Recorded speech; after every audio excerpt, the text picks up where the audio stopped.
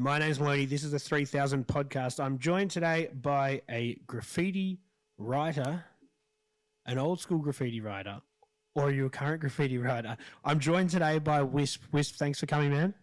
Thank you, Maloney. Yeah, I'd say old school. Definitely old school. A graffiti writer, nonetheless. I think once you're a graffiti writer, you're always a graffiti writer. Would you agree with that? I think so, yeah. Once it's in the blood, mate, you can just smelling the paint on the walls at the moment, and yeah, it's getting me a little excited.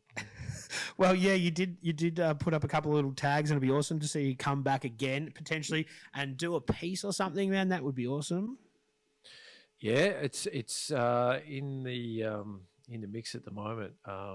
Good friend of mine who helped put this book together wants to get the TMM crew back together and do a piece somewhere. So it'd be a good little mix with this podcast and the book and everything together. Yeah, it seems like things have sort of all aligned, which is awesome. It is. All coming up. All right, so let's start at the beginning like we normally do. I know where you grew up, but for people that don't, whereabouts did you grow up? What area, what part of Melbourne? I grew up in West Heidelberg, down near Liberty Parade and Olympic Village. Yeah.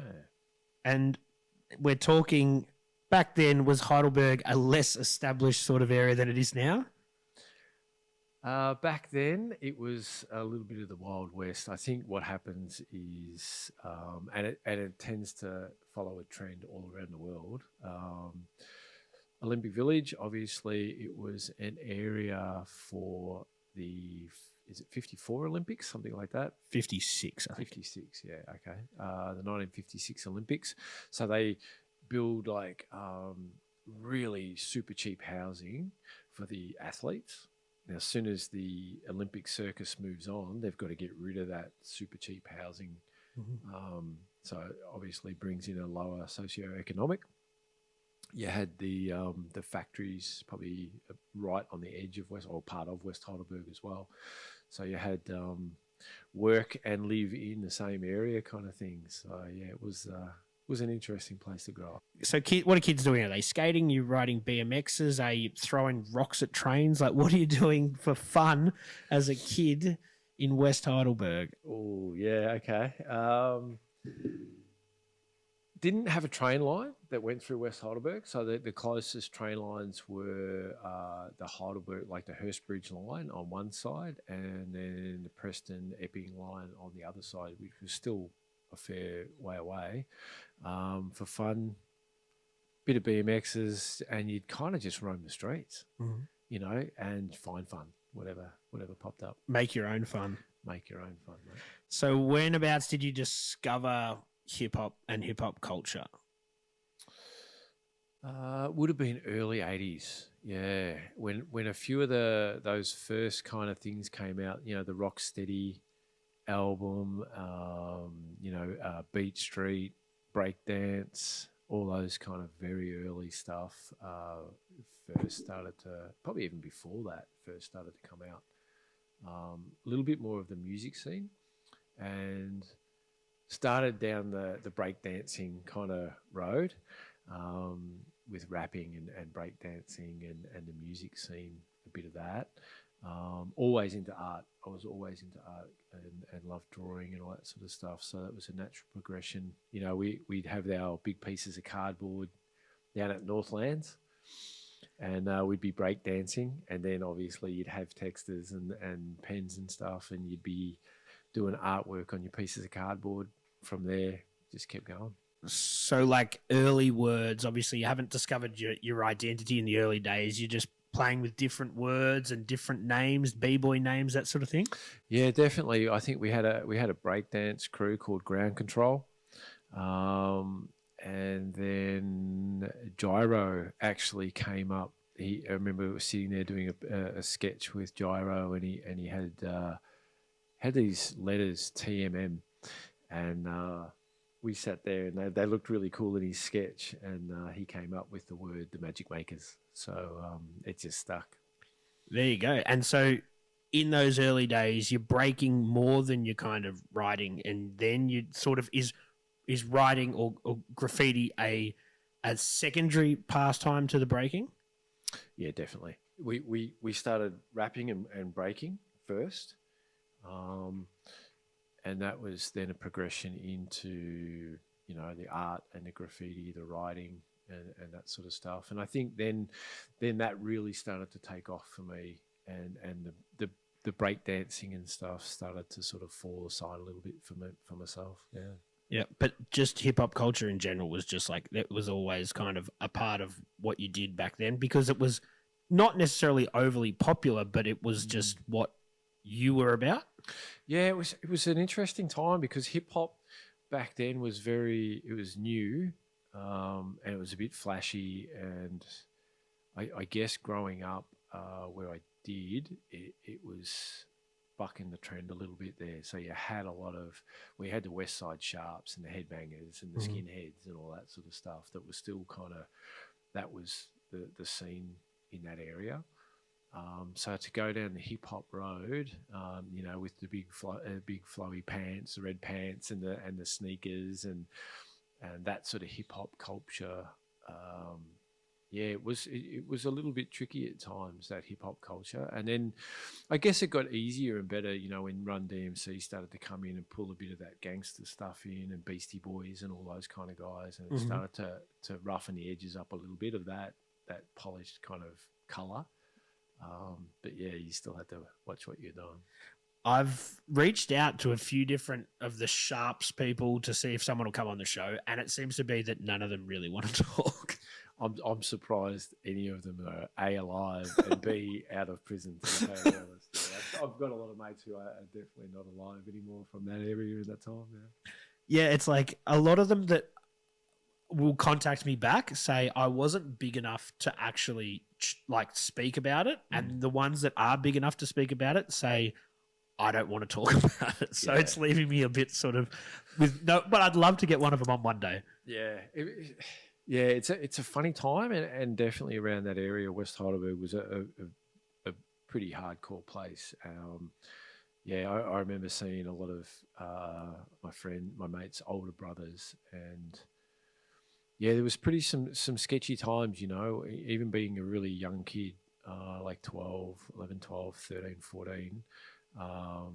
Very eye-opening kind of experiences around a lot of things like that. Yeah. So you're interested in the culture. I guess first things first, you start to do a sketch, you get your markers. When do you sort of, do your first piece or that sort of thing? Where does the progression from drawing on your cardboard, drawing on your school books to actually putting it out there in the streets? It wasn't as tricky as you think for myself. And one of my best mates, and he still is, Gyro. We always hung out together. He was down in Libby Parade, and we went right through the BMXing, and then into breakdancing and rapping, then into the graffiti scene and stuff like that. So to go from sketching, when you think about it, we were little kids, we were sitting in my place, maybe at a kitchen table for hours, just drawing and sketching and things like that, to then acquiring paint and then just sort of the streets around there were pretty damaged with vandalism. I'd call it vandalism. Yep. Back then, you had just scribbles on walls. Really, it wasn't. That was very early days. The Three Kings kind of days. Political graffiti, that sort of thing. Political graffiti. You'd have the West Side Sharps tag here and there. It wasn't really a tag. Claiming territory sort of thing. Claiming territory kind of. Very, very Warriors, esque from that movie. Make sure everyone knows we're here.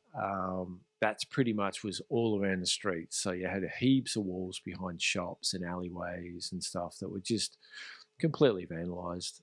You had the factory areas, which was just brick wall after brick wall. And I can imagine on the weekends there's no one around. There's no one around. After 5 o'clock, there's no one around. And then on weekends, it's really quiet down that way. So, there was plenty of canvases around, old derelict buildings, back of garages. And then, once you got down to the train lines, a lot of that area, especially around like past Ivanhoe, West Garth, Dennis and all around those areas, you had a lot of kind of like back of garages that backed onto the train lines. Yep. So, it was just walls right along the train lines. Yeah.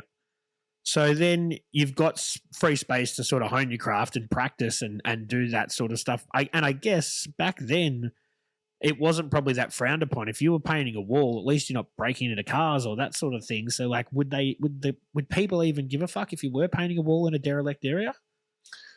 Really good question. Really good question. Around West Heidelberg, no. Yep. No. There was one wall in particular, which is in the book, which we actually painted during the day.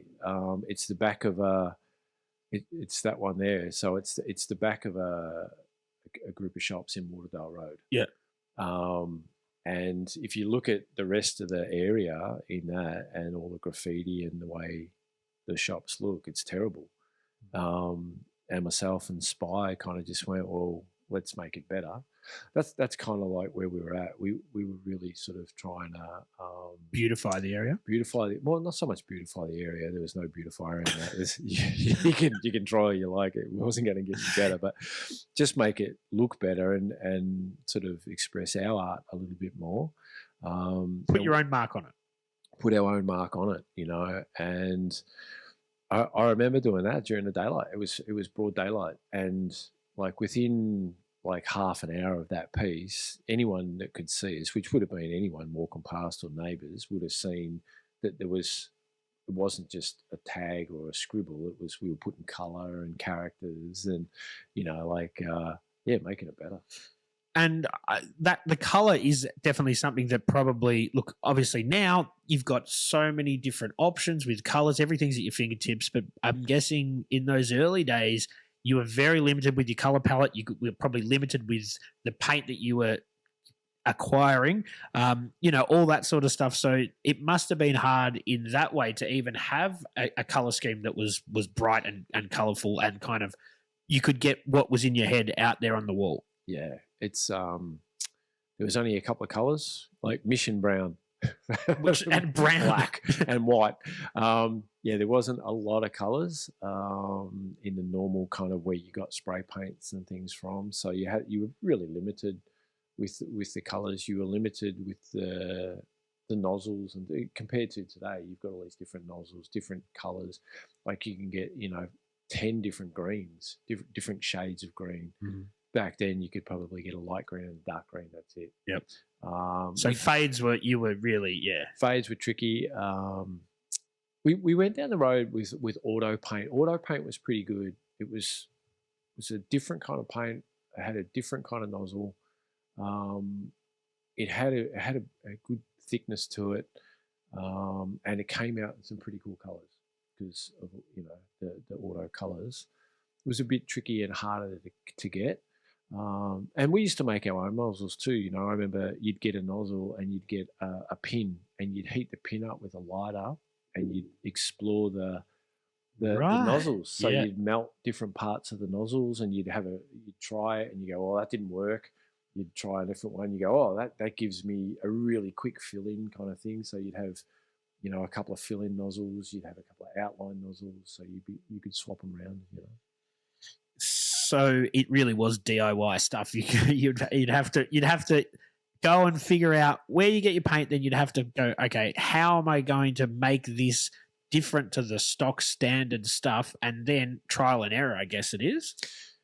Definitely, yeah. Oh, back in those days, there wasn't that much graffiti within that kind of realm. You know what I mean? There's lots of vandalism.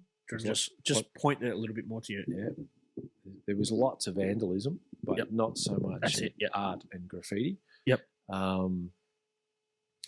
So yeah, it was sort of, I suppose, blazing. There was probably myself and Gyro. There was a couple other guys like Jewel and Spy and Pest that was starting to come up. Then you had other guys like Yuri and Gaza, GS38, and that was Melbourne. That was pretty much it. So you'd go on all the train lines, and wherever you went, you'd still see the same sort of guys. There wasn't that much out there.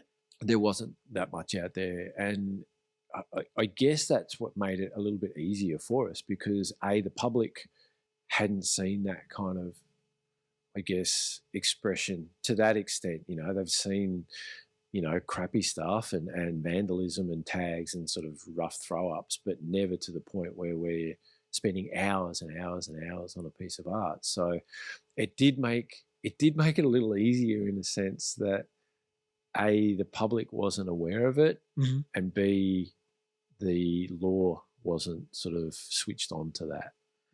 Yeah, I could imagine that then there wasn't really, well, I'm sure there was train yards, but there wasn't probably that much to stop you from getting into them. No, the train yards just had the normal fencing around them, and there was quite a lot of train yards around. You had 3 on the Hurstbridge line, I think 3 on the Epping line. And I think those lines go even further than those stations now anyway. So, yeah, the accessibility to paint makes it hard, but the accessibility to the trains and the walls makes the whole thing a lot easier than it probably is now. Oh, yeah, it's totally a different ballgame, completely different ballgame now. But, and in saying that, it was a different time. I've done a lot of legal pieces, and probably the last one was a few years back, with a writer named Hooks or Hooker, and I did a couple of pieces with him. And the biggest difference with all the other guys that were writing on the day, it was during the day, it was all a legal piece, paint supplied and everything. Like I was finished in like 3 hours, and they were just sort of, they prepared to be there for 8-9 hours straight. And I was like, that was the biggest difference because that's how we did art. Like in the dark, you had to be quick and in and out, sort of thing. Where these guys were like, oh no, we've got plenty of time, and we got all this sort of stuff. So yeah, I really saw the comparison then too. Well, I guess without jumping too far forward, look, the times have changed. The internet has changed a lot of things. People can now look at tutorials on how to do things. They can see how other people do stuff. They can do, they have a luxury of a lot more stuff, and it probably is awesome for the progression of art, but it's just a totally different time and just changes it altogether. Completely different. Yeah, it's the change. Yeah, you're just so much more aware of everything now. And back then, like early 80s was still really raw for this kind of for this kind of graffiti, and you couldn't even see it. It was like when we first saw it, like on what was that movie, Beat Street, that had like a sort of quite a big graffiti component to it. But pre that, really, there was a little bit in that other movie, Breakdance, like in the background of what they were doing. Yep.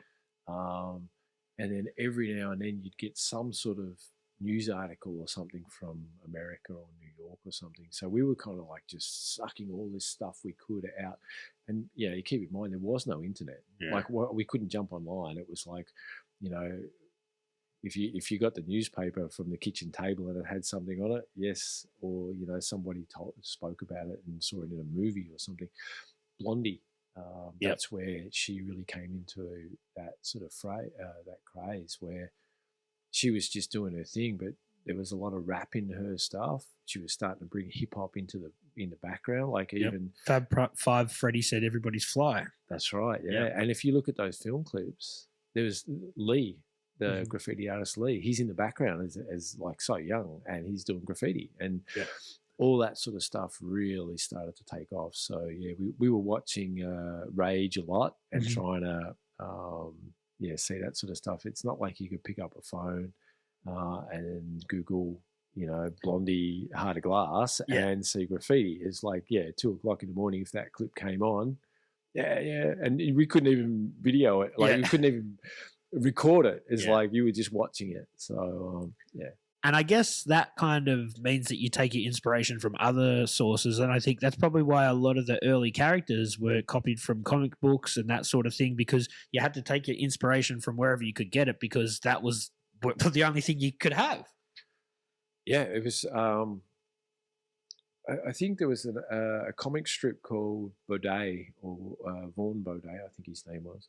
And I think someone used a character, I think Scene over in New York used a character out of one of his comic books, and then that just went crazy. So everyone was kind of trying to find these comic books. And I remember going into bookshops in town. We'd catch the bus in town, and you'd go into a bookshop and you'd ask for a Vaughn Baudet comic book, and they'd type it up and go, "Oh yeah, we can get it. It's going to be like 2 months, and it's going to cost this much." And you'd sort of go, yeah, order it in, and stuff. But yeah, and it slowly started to change. I know they brought out that Subway Art book. Mhm. That was huge. That was like next level huge. Because you're seeing different letter styles, you're seeing different letters, because I guess when you're just watching film clips, you only see the letters that they've got in the background. You're starting to see a whole bunch of different letter styles, color combinations. It must have blown your mind. You're like, fuck, I didn't even, like, there's so much here.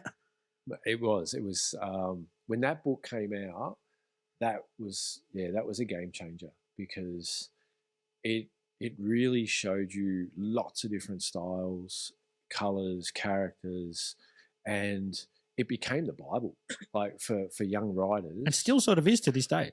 I've still got my copy. Yeah, I've still got my copy. That's one book I would never ever get rid of. Apparently, it's the most stolen book from libraries of all time.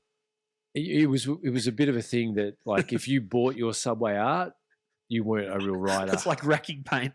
If you actually went out and actually purchased the book Subway Art, you weren't a real writer. Yeah, for sure. But yeah, it's cool that look, that's being repressed into paperback and all sorts of stuff now. And look, I think there's probably not the stigma if you buy it now, because it is such a cool book. But it's awesome that people are still digging it, and that 30 something years on, that book is still like probably held there as the pinnacle of where you get your graffiti knowledge from. Yeah, it was definitely it was a massive changer for me, and it really gave me the ability to sit down and study different styles, study different letter styles, and you got your favorites, like Duster and Lizzie. I remember Duster's style, the way he'd do L's and stuff, and that truck reversing. Is that messing with your audio? It might be, but these are things these are little hiccups that we will figure out what's going to happen in the future. But look, only the police sirens are going to cut this interview short. It is. Look, the whole idea is that it feels like we're in a street, and so it feels like we're in a street when we get some background noise. Awesome. Yeah, it makes it a little bit more authentic. Yeah. So, look, I was going to bring up the book and talk about making magic, your own book, but we're talking about Subway Art, so why not segue in from there? It must be pretty cool to have your work, immortalized in a physical book, in this day and age. It's surreal. Maloney, it really is. It's quite strange. I know, Puzle Press did an amazing job, and I know he spoke to me for quite a while to try and get me to do this, and it was something that I never really wanted to do, because he would say, oh, you got to, there's so many people want to see it. It's like, I just wouldn't believe it, because, as I said to him, it's like, when I was like early teenage, I just wanted to paint. I wasn't trying to, break a mold or cut edges or do anything that I thought that was going to be a game changer for a lot of people. So, to see it all in a book. The other thing that really freaked me out was how the photos came up, because a lot of these photos, there's some photos that are in there that I have no recollection of whatsoever. There was other people's photos. Someone's documented it, which is awesome. Yeah, so there's quite a few photos in there that I'm like, wow, I didn't even know that photo existed. So to see those for the first time after 30 plus years, that's kind of pretty freaky. So and that must be awesome for you that you've got something. It's like your own personal photo album, but other people can share it with you as well. Like, that's pretty cool that somebody has sat there and taken the time to submit your pictures, whether you knew about them or not. Yeah, it is. It's it was really interesting because when we were doing it, we sat down and did an interview very similar to this, and that's where we got all the text from, and it actually brought up, it was an awesome time doing this kind of stuff, but growing up where we were and dealing with what we had to deal with at the time actually opened up a few old scars and a few old wounds. So it wasn't all kind of like, oh yeah, that's great, I have fond memories. There was a lot of things that I didn't want to remember and I buried. So yeah, it was a very interesting segue into my life. I've got just a side note, I've got 3 kids that are all adults now. You know, my youngest is 22 and my oldest is 32, and I've got one in between. And when I was proofreading this book as a PDF on the screen, my daughter walked in and she said, "Oh, Dad, what are you doing?" I said, "Oh, I'm proofreading this book." And she's like, "What book?" And I told her, I said, "Oh, it's a book on myself." And she said, "What are you talking about?" And she had no idea. So she didn't know that you used to paint, or she just didn't know to what extent? All 3 of them didn't really know to this extent. Yeah, they kind of knew where I grew up. Because Gyro is like their uncle now, because he's still a really, really good friend. So they kind of knew where I grew up, but they had no idea. So this really kind of blew my 3 kids away as well. They had absolutely no idea. Well, that's kind of cool though, and they must be stoked now that they can look and see something and understand it. Do they like it? My daughter was really sort of interested, and she had a good flick through it. My 2 sons came over. I remember when it first got published, and it was on the kitchen table, and my 2 sons came over.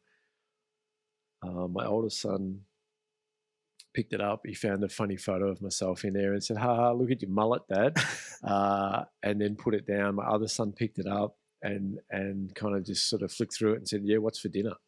You know, so and that was cool. Like, it didn't bother me in the slightest. It was like it was one of those things that you go, well, yeah, that was then. That was a long time ago. But since that particular night, they have really looked at it and read through it and been interested in it. Yeah, so they're obviously not overly artistically minded if they didn't know that their dad had an artistic sort of heritage. Oh no, they're all really artistic. Yeah, they are really, really artistic. But yeah, it was just it was a different time. It was a really, really different time. It wasn't something that was. It did mix in. That was the beginning of my art as well. Like through to school. Like, I started taking all the art classes.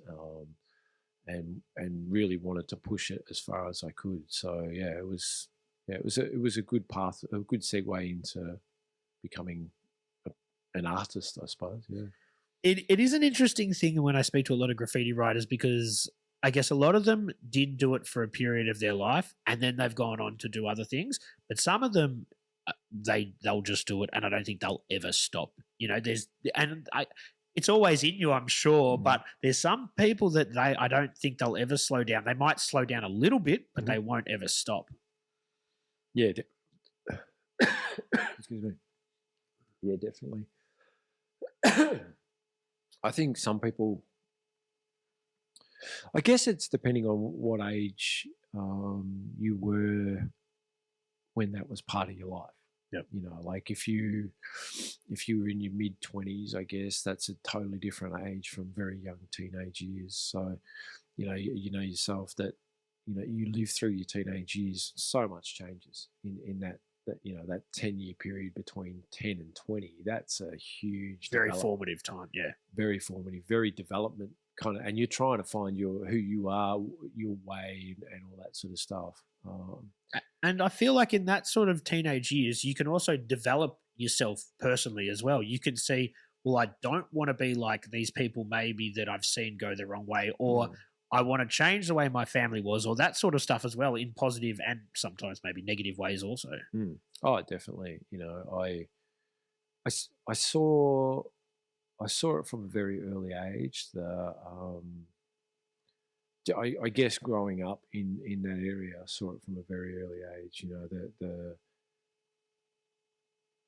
The drugs and the crime and the death. Like I remember being in a room with Gyro and scoring some drugs, and a guy coming in and just holding a gun to his head, and that was, oh, okay, yeah, no worries, that was a shitty day, let's get out of here.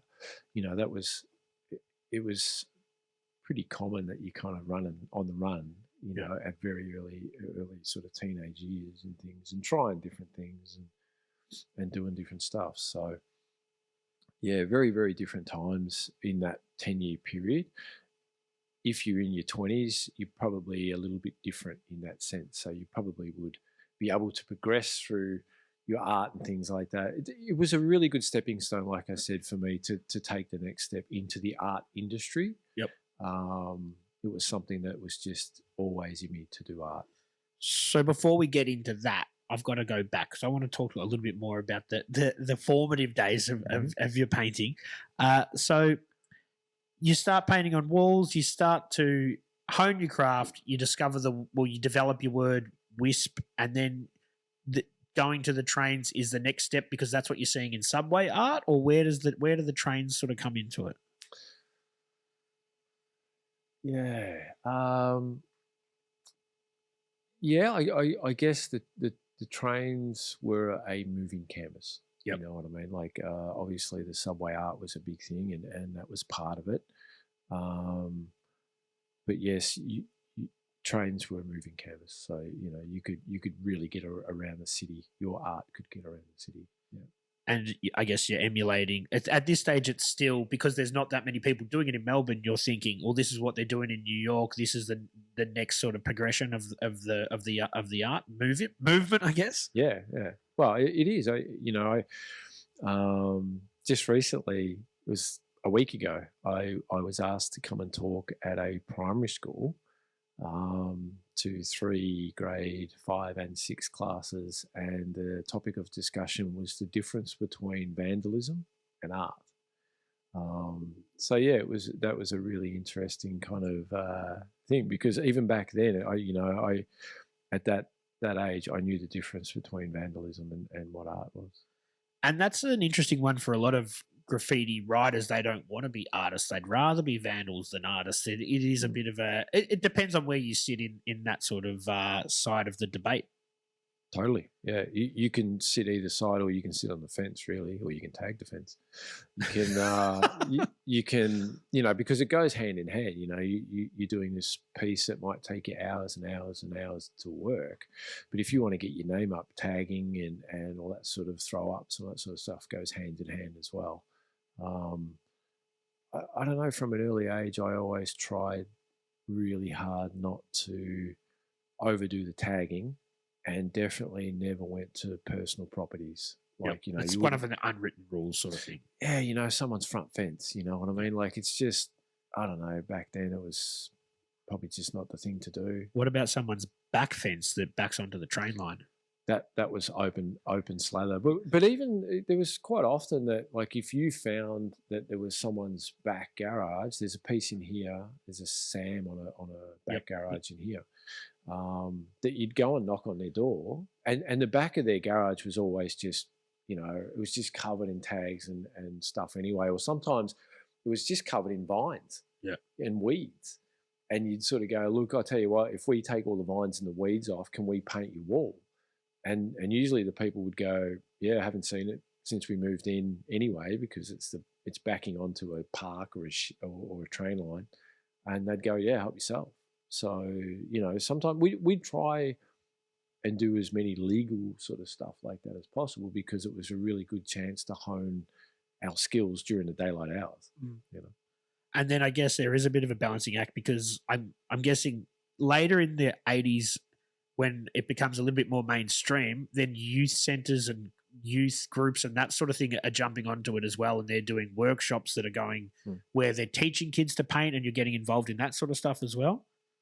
Yeah, definitely. The youth services was a big one, and community centres and things like that, because you've got to also understand that, you think about it, you go, right, like even in this photo here, 1986, you go, yeah, I'm painting a wall and I'm doing my best, and it's art to me. But at the same time, like, I was 15 and living in West Heidelberg, I was up to other stuff as well. So you've got youth services and youth workers trying to bring out the best in individuals. So say, for example, if you were the same sort of person, but you're into stealing cars, youth workers would be like, okay, well, maybe we should try and get you to become a mechanic if you love cars so much. With us, it was like, well, why don't we get you to paint the walls and we'll supply the paint. We might even pay you a little bit of money and start to push you towards art school. And, they really sort of saw what avenues artists were going or writers were going down. Yeah. And I guess it's an interesting time because not really until the 80s did people see artistic endeavors like that as a potential money-making sort of thing. Like, if you like, you could be a fine artist in the 60s and 70s, but I don't think unless you were going to be a person laying out text in a newspaper, there probably wasn't that many creative ways to sort of express yourself and still make money at the same time. Yeah, totally. Like murals, like a muralist now, I'd say you'd be able to make, a bit of a living being a muralist now. Back then, definitely not. No. There was just the job opportunities. Sign writer was probably sign writer. Yeah, you could paint, butcher shops and that sort of thing. Yeah, a lot of that was put in front of me. You should become a sign writer or stuff like that. But you go, okay, well now I've got to really start to do exactly what I'm told. Stay within the lines. And all the rest of it. So, there is pieces in here. I remember we did a really big one for the Flemington, I think, Community Centre, which was really, really good. There was quite a few different sort of things that they got us to do. When they started to build a lot of buildings in Melbourne, they'd have to have all the hoardings up. So these big white hoardings, and they knew they were going to get bill posted and tagged anyway. So the youth services used to be in conjunction with the building sites, and they would plan like days where there would be 50 main graffiti artists, and you'd all get a section, like X amount of feet, and then just do your piece and do it that way. So it was a bit tricky too, because towards the mid to later 80s, you had to be quite careful, because if you were doing stuff and the police and the transit police knew who you were and they were trying to corner you rock up to do a legal piece, you knew that they were going to be there. Yeah. And that was sort of where I was heading with this sort of thing. So then you've got, obviously, you're painting your word around, you become reasonably red hot, you're trying to balance that out with doing some commissions and other sort of stuff. So that must be a juggling act within itself. Definitely a juggling act. And you're young teenagers, so you're kind of needing a little bit of cash here and there. So, Spy and I used to go and paint. I remember we painted a pizza shop. We painted a race car once. Yeah. And all for like maybe $100 or something like that. But when you're 14 years old, that's a bit of cash. And you got some paint scraps to go and paint with, That's whatever's right, left over. Yeah. Well, they'd supply the paint. They'd give you $100. You'd hone your skills. You'd have fun painting. You'd keep what was ever left over. You'd always order a few more on the side anyway. It was just trying to make do what you could. And is the public starting to get a bit sick of it by the late 80s? The people that don't understand are like, okay, this is vandalism. You guys are making a mess of our beautiful city, blah, blah, blah. And I guess the cops have to start to do something, and they start to actually think about it as more of a crime sort of thing.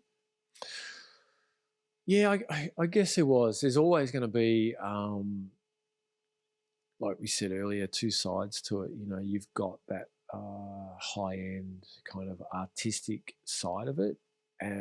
What goes with that hand in hand, without a doubt, is the tagging and the not so much vandalism, but more tagging, more quick throw-ups and tags and things like that. And I think the public wouldn't or couldn't disassociate those two together. So, graffiti art became, a bit of a target. graffiti artists became the target as well, and they even opened special squads. Yep. You know, graffiti transit squads that they knew what they were doing. Yep. So they, from what I can gather, they were sort of going around and trying to, you know, incite beef. They would slash pieces and that sort of thing to try. And is that an urban myth or is that like a legit thing that happened? That's legit. Yeah. Really? Yeah, I saw that with my own eyes. Yeah. So they would go and try and get you to retaliate and then get you coming back to go over it? Or how did that sort of, what was the thought process? Because really they're trying to fight fire with fire sort of thing. Yeah. You also got to put yourself in a situation that it's the mid-'80s. So the Victoria Police were a very different place back then as well. You know, I mean, things were different in the late 70s, early 80s. There's no cameras. There's nothing. There's no cameras. There's no body cams. There's no body cams. No one's filming if you get a bit of a flogging by a copper on their phone.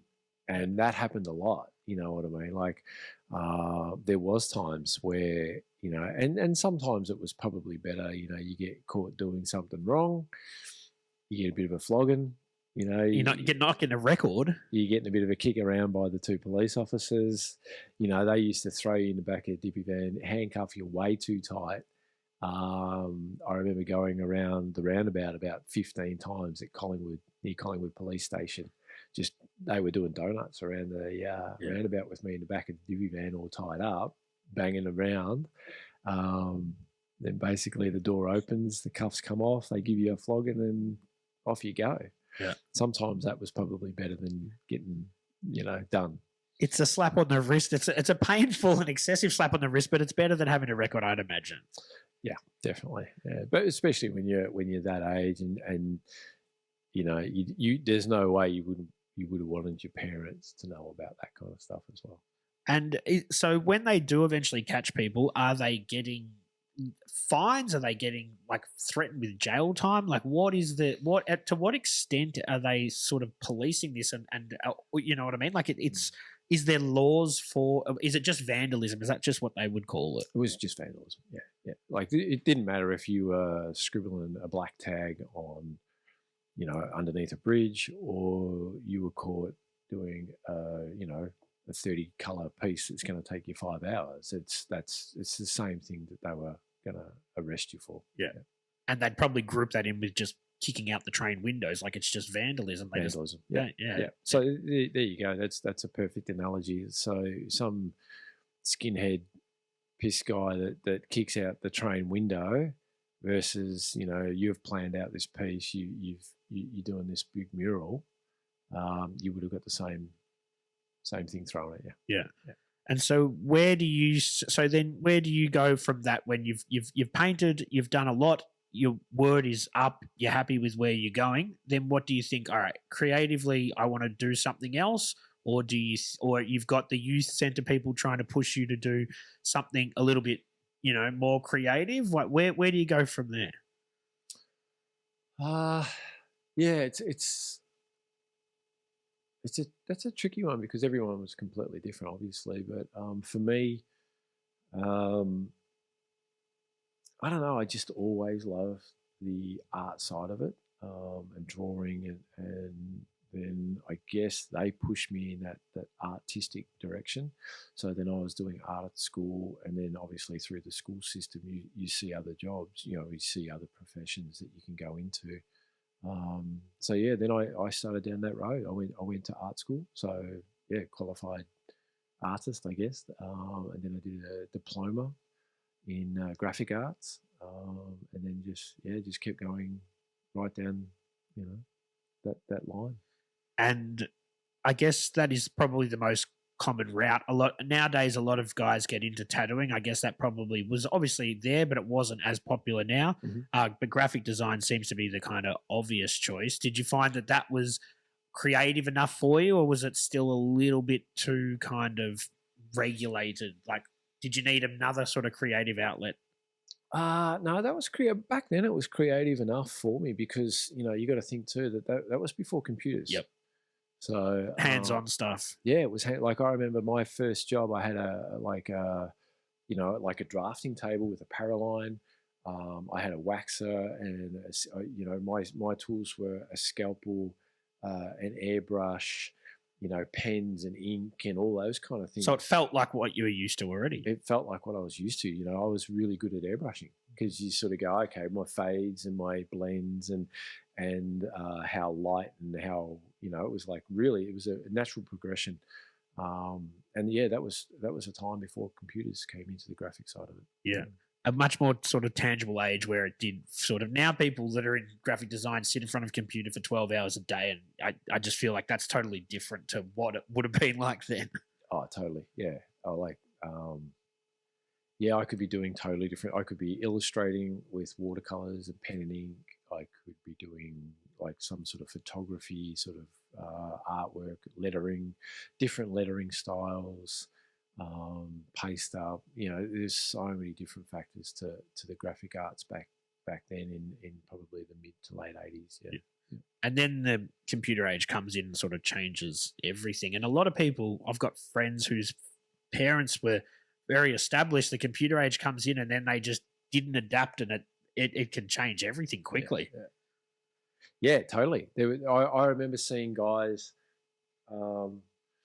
in studios. So I was just starting my career in studios and seeing the older guys basically struggle and walk out the door when computers came in. You know what I mean? Like it was like I would have been 20, 21. So you're young enough to adapt. Yeah, I was young enough to sort of go, oh, okay, this is cool. I can take what I was doing here and I can do this on the computer and I can do that and start to do it. But I really clearly remember seeing a lot of the guys that when I first started as a graphic designer, they were basically like, man, I'm done. I can't learn this kind of stuff. Yeah. And we've seen a similar sort of thing happen 20 years ago with the internet, but you just got to one thing we've figured out is computers they're not going anywhere, so you sort of have to learn to deal with them, otherwise you'll be left behind. Yeah, I for me and a really good friend of mine and a good mentor of mine who's no longer with us used to always say, you kind of got to reinvent yourself every 5 years. Yep. You look at what you're doing, and if you're still really passionate about it, there's probably a different way of doing it or a better way of doing it, or whatever it is. I think once you stop reinventing yourself in a particular direction or a particular field, that's when it's time to change fields. Yep. Yeah, totally. And I think it's cool now that things like books, they mean more now because it's not as printed, even just to find a magazine these days is tough. So that's why it's cool to have something like that. Like, you can have a million pictures on the internet, but when you've got something physically printed in a book, it must be pretty cool. It's awesome. And I think even like flicking through old photo albums and things like that, you go, wow, this is how it was, like even some of these photos that I took for this book back in the 80s, I remember I had to sneak into my sister's bedroom. She had this weird little camera, and I used to have to like steal it out of her room, go over across the creek, do the gauntlet down through Liberty Parade. Hopefully you didn't get stabbed or something. Go try and get a bit of film, get it into the camera, take photos of the artwork. With poor lighting, and then get the film out of the camera, then get the camera back into my sister's room before she realised it was gone. It wasn't like today. You've got your phone and everything's filmed, everything's photographed, and time lapses and all that sort of stuff. It was just completely different time. It actually makes me feel really old talking about it. No, but that's definitely how it was. And then you'd have to go and get your film developed, and you didn't know whether the photos were going to turn out. Right, are they going to be overexposed, or did you not take the film out of the camera properly? Yeah. But it's awesome now that people are starting to use film again, which kind of everything, records become popular again. I think we're probably going to see a resurgence of popularity of CDs soon as well. Just everything kind of goes through cycles, but it's cool to see people taking film photos again. Yeah, everything has its time, and everything. There's never a new idea. We were talking about that this morning when we were walking across the road. We went and got a coffee this morning, and we were walking across the road, my partner and I, and And I said, I love watching, there was a group of teenage kids going to school. And I said, I love watching the next style. And I said, look at the hair. It's like the mullet's coming back. And I said, that was sort of mid to late 80s, and it's just starting to really hit the mullet now. And she said, oh, really? I said, yeah, but not on this head anymore. Look, I'm old enough to remember seeing the mullet come back in 3 times. Like, it was in the 80s when I was a kid, and then in the 2000s it came back again, where you sort of had the faux hawk and the mullet. Yeah. And now in the 2020s it's back again, and there's kids now. More kids you'll see with mullets than without them. Yeah. Yeah, and it's even that like the looks, like I saw a guy the other day. I'm not sure what's underneath that hat there, Maloney. I've got hair. I do have hair. Yeah, but I saw a guy the other day. He had a big beard and his hair cut. If I took a black and white photo of him and put it right next to Ned Kelly, there wouldn't have been a difference. Yeah, exactly the same haircut, exactly the same beard, and things just keep coming around and around and around. The beard thing for me is a bit of laziness, because I can't be bothered shaving all the time. But I'm glad that beards somewhat became popular again, because it means I can be lazy.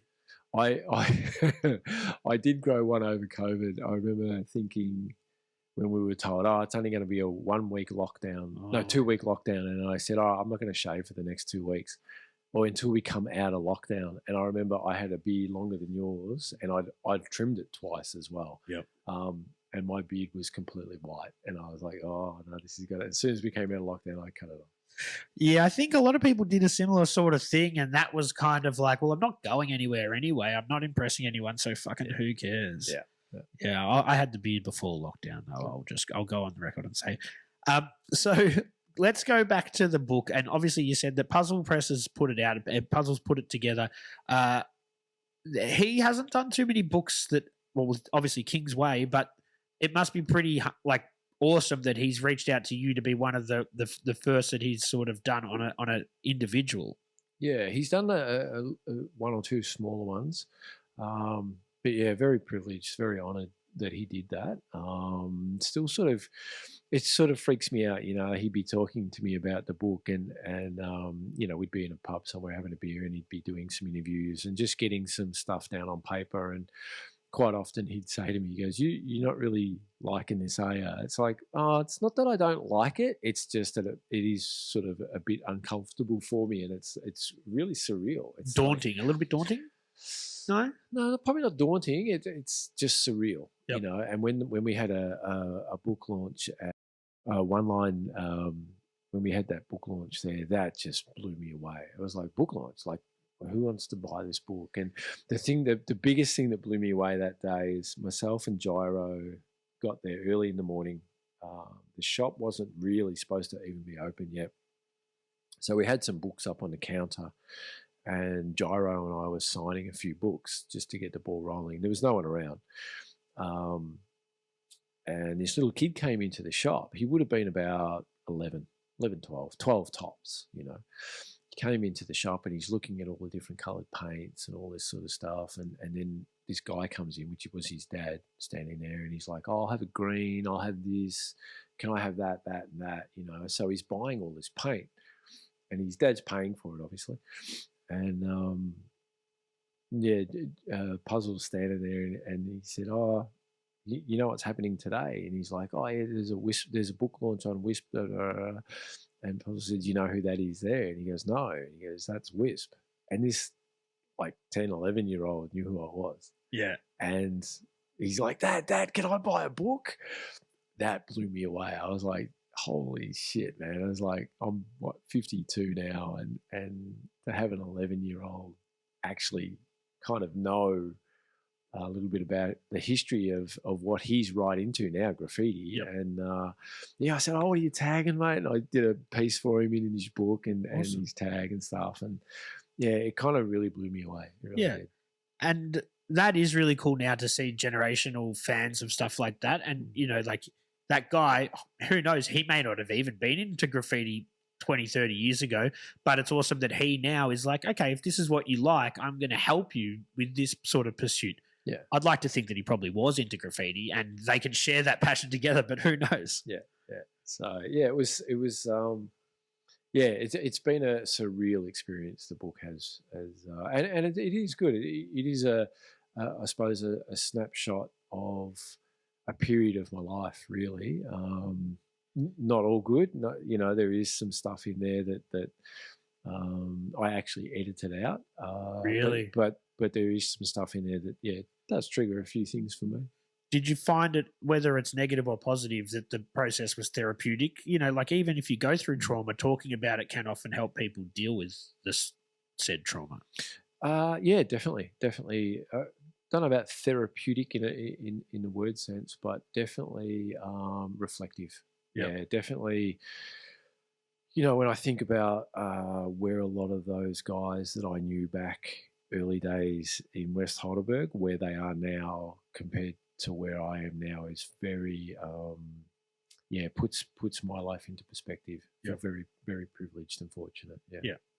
Yeah. Well, look, I think a lot of people in a lot of different areas are probably in similar sort of scenarios, and I'm a bit younger than you, and we've got friends that aren't with us anymore. So, that does. I think that those sort of reflections happen, and I guess you just it must put it all into perspective, though. Yeah, definitely, and having kids of your own always puts it into perspective as well. I remember my kids grew up down here on the peninsula, so there was times where they would say to me, I'd say, we'll walk home, or we'll do this, or we'll do that, and they go, aren't you scared, Dad? It's like nothing could be worse than where I grew up. Rosebud or the peninsula is not. Yeah, we're all good. We're all good. And times were different then as well. Like I think people were more ruthless, and they weren't worried about consequences, and that sort of thing. Different time altogether. Different time altogether. Or not saying that was worse and this is better now. You've got drugs on that are around today that send people off the edge where you didn't have them back then. There wasn't guys walking around on meth back then. No. Yeah. The worst thing that's happened is that people on heroin, and they nod off, and then they might get angry when they wake up and that sort of thing. And it wasn't as ferocious. No, it wasn't as. The drug scene definitely wasn't as ferocious. I think it was more, a little bit more. It was still sort of the gang thing was still lingering. I think from the late 70s. I probably just sniffed at the last end of that era of the that sort of gang kind of mentality. It was very, very different back then. What about graffiti crews and that sort of thing? Like obviously they're not necessarily gangs, but there's definite parallels between gangs and graffiti crews. Was that something that was hard to navigate as you sort of got older, and did people start to take that shit a little bit more seriously? Yes, definitely yes, to that question. I think you started off, well, it was sort of more crews really. Like you had ground control, and you had like say for example, who were in the book, you got Pest and Jewel, and they were both really good breakdancers. Spy was a really good breakdancer. So I think there's a shot of Pest doing a windmill in here somewhere, and Johnny doing a head spin. Jewel doing a head spin, and they sort of, there it is. Yeah. Then that took the next progression. So these were guys that were in our breakdancing crew, which then ended up in our riding crew. So we went from ground control. A few guys sort of fell on the wayside, and then went into Team M. But it was pretty much the core crew. Like Pest, Jewel, Spy, Wisp, Gyro, ground control. Yeah. That's TMM. Yep. So we took that progression. And when you start to get a little bit older, you start to meet other riders. Do you feel like, okay, these guys are always going to be my core crew, but you can start other crews, you can start to paint with other people, you can start to grow and sort of expand out? Because early days, it's really it's your local area. But then as you start to progress and graffiti starts to go, do you think about expanding? You can go meet people on different lines and maybe link up with them and that sort of thing? Yeah, definitely. I think that was now that you think about it, now that you mention it, that was a big difference between the gang mentality. Yep. You know, like you had DMA or TMM, right? So two very different crews. Now, if they were two different gangs, whether they were bikie gangs or something, you wouldn't mix. They'd meet at a bar and they'd try and kill each other. Yeah. Where the graffiti scene was different, you were always up against everybody else. So as graffiti artists or writers, whatever you want to call us, when you met other crew, like other guys from other crews, you weren't up against each other. You wanted to hang out with each other. You had that mutual respect because you were in the same shit. You know what I mean? You knew what you were going through, what each other was going through. Exactly, so, yeah. So you either admired the other person or you were like, no, you're a bit of a shit writer, you know, like, or you're a bit of a dick, you know, but you never really you never went head to head with other guys. Oh, I never went head to head with other guys. You know, there was a couple of pieces where some writer would write over the top of yours or whatever, but very rarely, really. It was just, you know, it was definitely, I never really thought about that, but you had crews, or 10 years earlier they would have been gangs. Yep. But you never sort of, you kind of stuck together. Like, you know, you went into the writers' bench like Richmond Station or the Marble or the City Square, where you had heaps of writers and heaps of crews coming in, all mingling. And it was great to all mingle because you'd hang out with other people. And they're bringing black books and people are sort of writing in each other's books and that sort of thing? Yeah, definitely. You know, like you'd be, you know, it was a little bit of, you know, you're only a young teenager and you got other young teenagers from the other side of town. You know, you're tagging their book and they're tagging your book and stuff like that. So it was a really cool time. It was really cool. Guessing if there isn't already established beef, then they're just all friends. Everyone's just getting along. Everyone, you know, is like, yeah, this dude's from this part of town. You sign my book, I'll sign your book, and it's all sort of love. Yeah, definitely. And then you had all the big legals too in town on those big walls. So you started to have writers that were taking it to the next level. I remember when I was just starting to kind of find other things to do and starting to segue into other things and drift out of the graffiti scene. You had guys like Pest and Jewel, you had Paris and Peril, and I remember watching those guys paint and going, man, they are definitely taking it to the next level. Like they are above me now, and they kept going for 5, 6, 10 years. Or, you know, Jewel's still painting. Yep. You know, Terry. Pest is still, you know, writing and stuff like that, you know. So it's like, you really saw the progression and where it went. But those guys probably, some of them had the advantage of seeing how it was progressing, like, and they probably had at that stage more color options as well.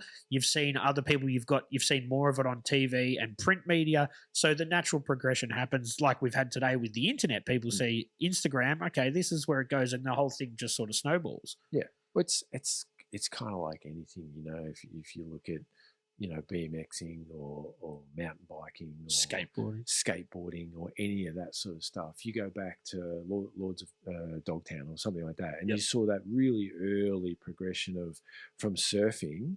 Even if you go to surfing, you know, you go back to the 50s and 60s of that surfing. You go to the 60s of skateboarding. You go to the 70s to 80s of graffiti, all these different things. There's always got to be that that time where it's just beginning, it's just starting, and then the next generation take it to the next level. Yep. You know, like you got in skateboarding, you know, when Tony Hawk was just this little kid looking at these guys that are just starting and where he took it. Yep. You look at artists now, you know, whether you call them graffiti artists, muralists, I just call them artists. Yeah. But they've taken it to a whole new level. Watching them paint now, I'm just like, how do you get your lines so clean? And it's like, oh, because we've got two colours that are so close that I can do this and then go over it again and sharpen everything up. It's like, that blows my mind.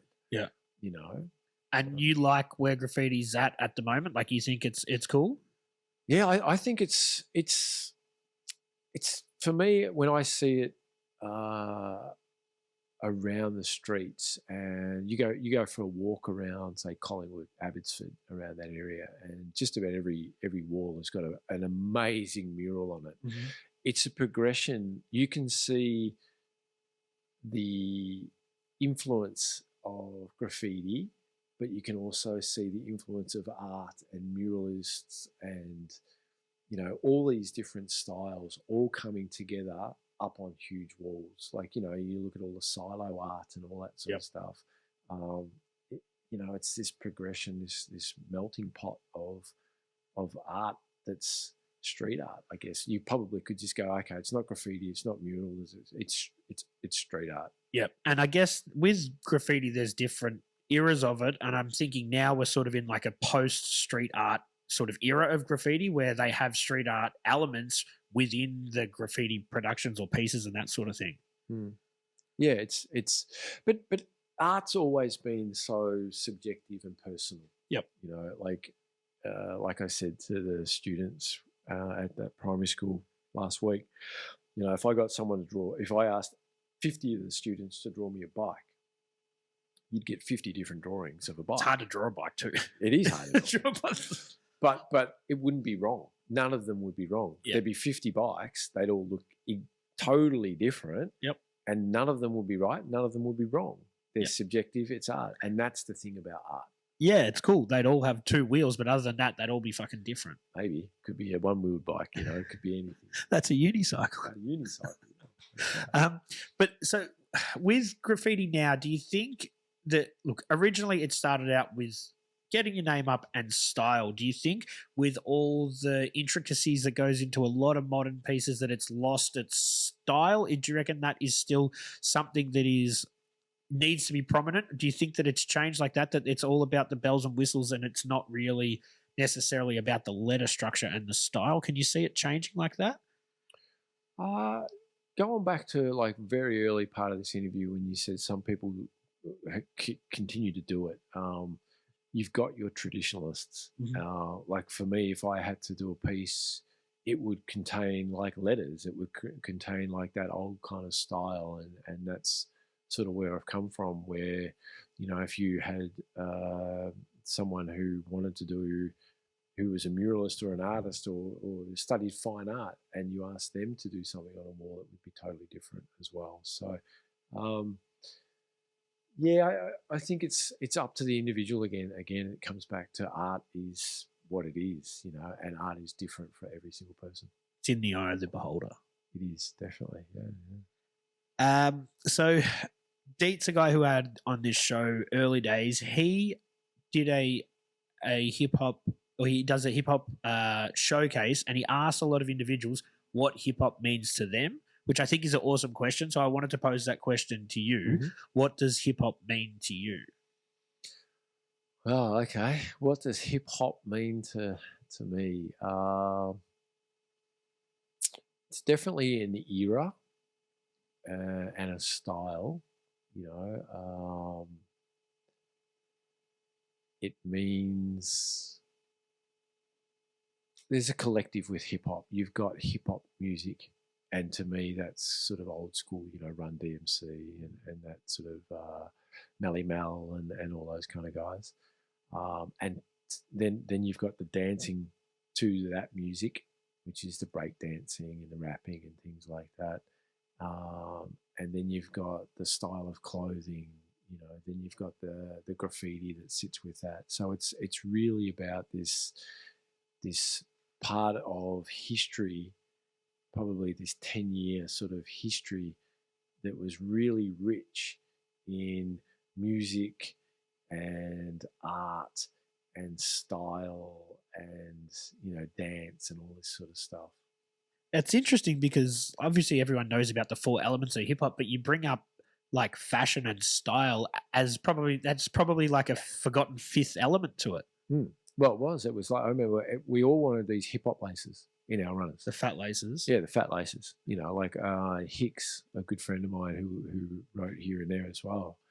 I remember he got his mum to sew 2 laces together So they were wide laces, and then he used to iron them. Yeah, I've heard of people ironing them. Yeah, Right, he'd iron them, and I remember his shoes were amazing. He, I caught up with him not that long ago, and I still remember really vividly his Puma runners, but we couldn't get shell tops. You couldn't get those thick laces, and we're seeing them in these film clips. We're seeing them in Subway art. We're seeing these styles, these fashion styles that we're trying to copy. And Australia was just so far removed from all that stuff. So geographically and just so far removed fashion wise, like I think we're obviously on the other side of the world, but back then it would have been fucking really tough to special order stuff like that, and you would have been paying big bucks. You couldn't do it. Yeah. And I guess it changed. So then Australians obviously then just have their own take on hip hop fashion. People were painting on their denim jackets and that sort of thing. Yeah, totally. Yeah, that was another weird thing at the book signing. A guy came up. Danny came up and said, "Hang on a second." Then he came back with a denim jacket that Gyro had painted 30 years ago. Wow, like aerosol painted or painted with like paints? No, it was like these special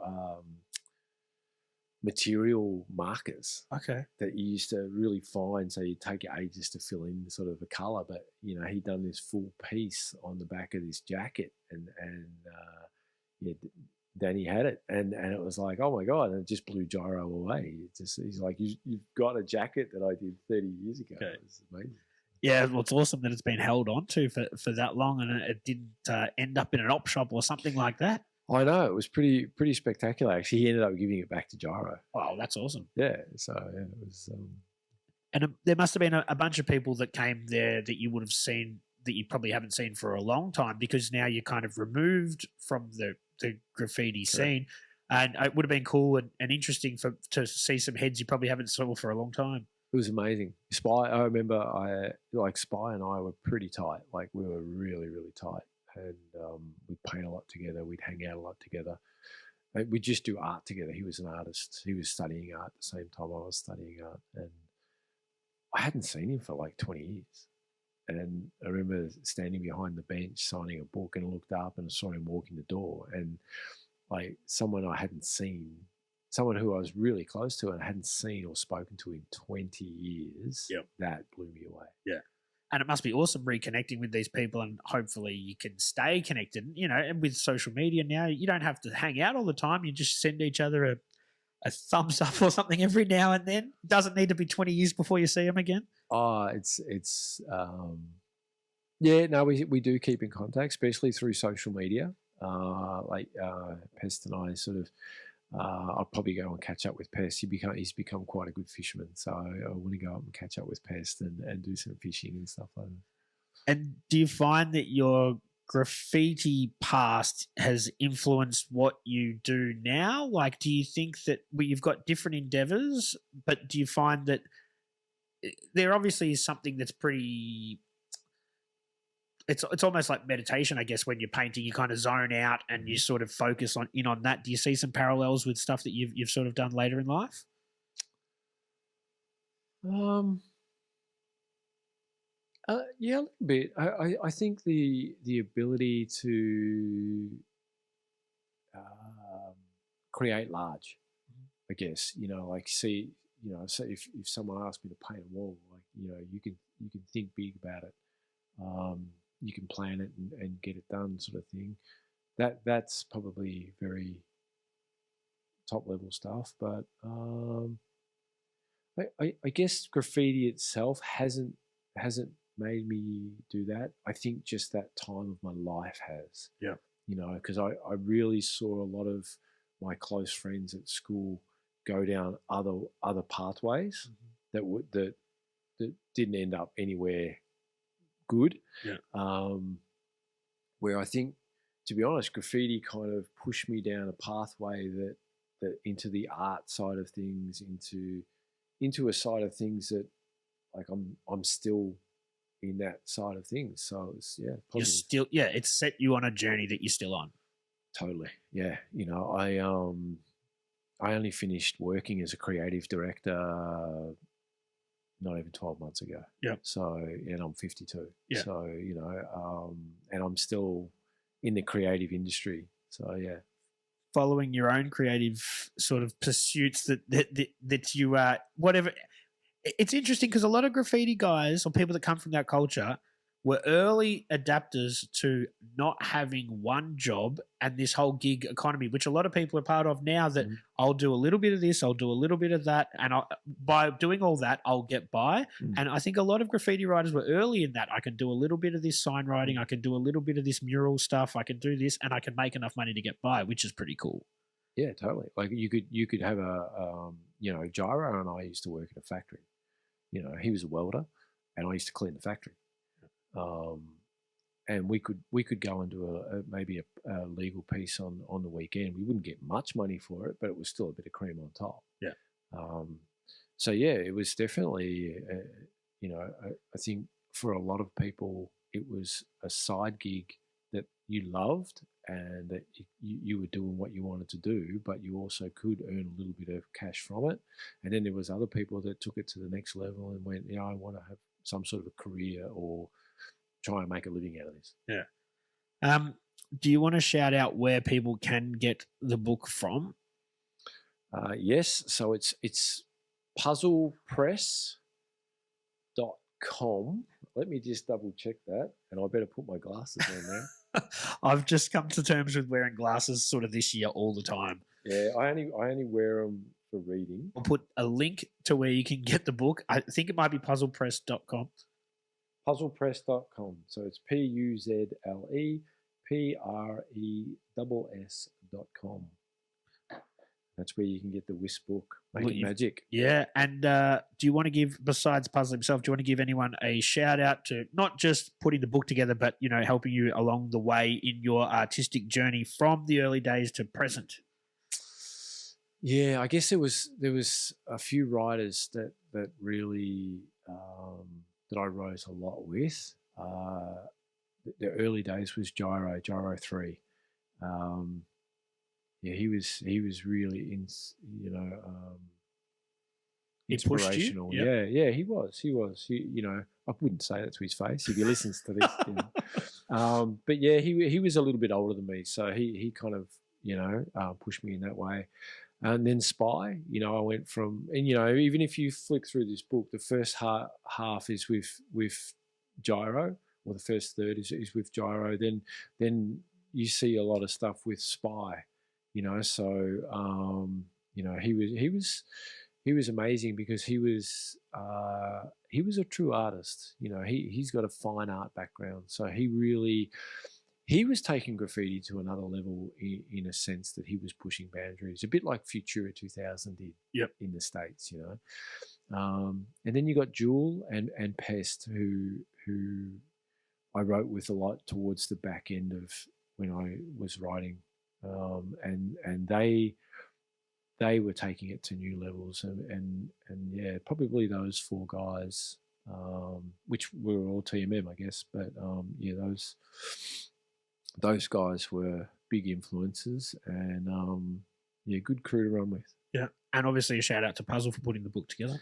Amazing. Like he, like even if you don't want to buy the Wisp book, get onto puzlepress.com and have a look at his art that's on there. He does fonts as well. Yeah, I was going to bring that up. I was looking. Yeah, he does a bunch of fonts, and obviously some prints. A lot of cool stuff. He does a lot of cool stuff. And obviously hardworking. He's always grinding away, putting out cool stuff. Yeah, and as we said earlier, he's a graphic designer.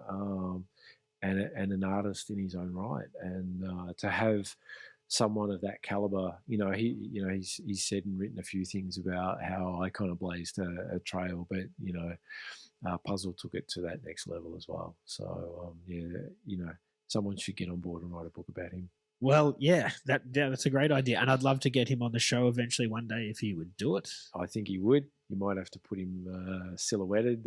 Yeah, that's okay. We can figure out how to do that. Look, Wisp, thanks for coming, mate. I appreciate you taking the time and being the guinea pig for my first shoot at this new studio. thanks for coming, man. I appreciate it. Look, thanks for having me come in and talk about the book. It's a time for me that's it's a pretty special time, and to have it in a book and then have someone want to hear about it is pretty special. And your studio is amazing, man. And you can smell the paint on the walls, and it's sort of it wants me to. I want to pick up some cans. We might do that. We might definitely do that. But it is interesting how much just a smell can take you back. I'm sure when you walked in today, you just smelled the fumes. It probably reminded you of the early days. It did, actually. I could see a smile came onto your face straight away. It was. I was actually like a kid in the train yard. Smell is probably the biggest memory jogger that we have. I reckon, yeah. And as soon as I could smell the paint, I was like, "Yep, no, this is good." That's it. And when you hear that rattle of the can, I think that must trigger it as well. Yeah, definitely. All right. Thanks, man. Thanks, Wisp, for coming. I appreciate it. And I'd love to have you back sometime. We can talk more shit about graffiti. Done. All right. Thank Cheers, you. man. Bye-bye. Bye. 3,000.